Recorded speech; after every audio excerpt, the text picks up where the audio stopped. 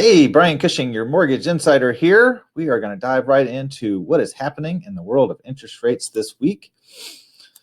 30-year mortgage rates top 7%, highest since 2001. Not the kind of headlines we want to see. Mortgage applications actually have to go back to 1997.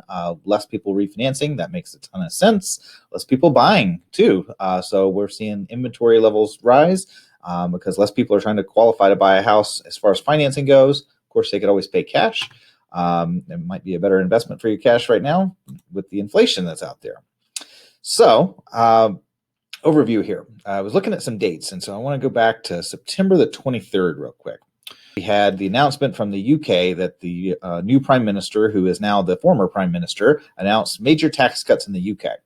And worldwide bond markets, and we're looking at the 10-year Treasury bond right now, immediately skyrocketed on this news, and less than 30 days later, that prime minister has now resigned, and there's a brand new prime minister in the UK.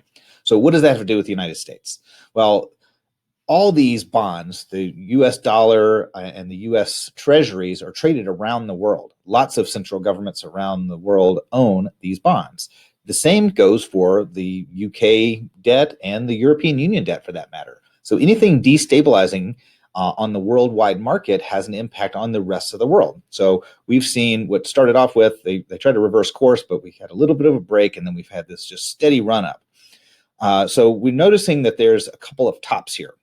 So that was major news, coming out there. This week, the major news is that there's a new prime minister in the United Kingdom.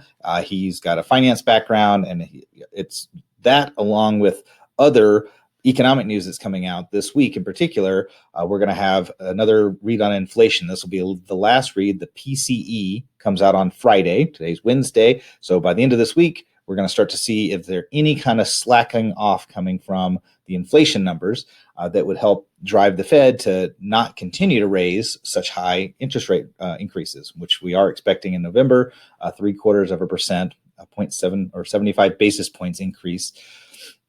Now, the first time the 75 basis points came out was earlier in the summer. So we had some other tops, and we actually had a period of cooling off where rates had actually calmed down until around August the 1st and 2nd.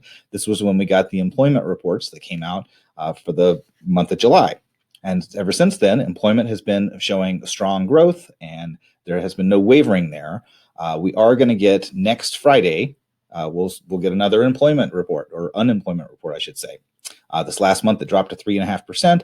So any news of an increase in the unemployment rate, along with any slacking off in the inflation numbers, could start to give us some relief when it comes to the direction of interest rates. As you can see right now, the direction's pretty much up, up, up.